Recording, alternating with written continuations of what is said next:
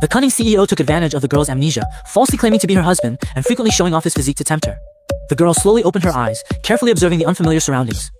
No matter how hard she tried, she couldn't remember anything. Suddenly, a giggling sound came from outside the door, and the next second, a bullet shot through the window. A man dressed in black, wrapped in rocks, pushed open the door.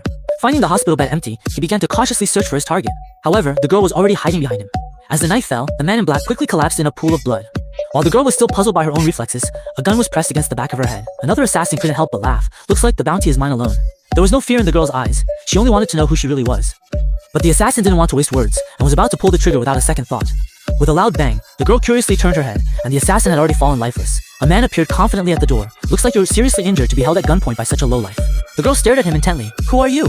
The man's eyes narrowed slightly, and after a brief silence, he slowly spoke. I'm your husband. Seeing the man's charming physique, the girl covered her mouth in disbelief. I actually have such a handsome husband? Thinking of this, she couldn't wait to throw herself into his arms, rubbing against his chest. The man was at a loss for what to do with her actions. I said it, and you believe it? Without even the slightest doubt? The girl looked at the man with infatuation. You're so handsome. How could you lie to me? Suddenly, a sharp pain arose. The earlier fight had caused her wound to reopen. Knowing her body had reached its limit, she could only place her hope in the man before her. So, just before losing consciousness, she spoke with difficulty. I'll be obedient. Husband, you must save me. The man looked at the unconscious girl in his arms, a faint sadness crossing his eyes. But yesterday, you were a ruthless machine, willing to do anything to achieve your goals, even coldly wanting to sever ties with me.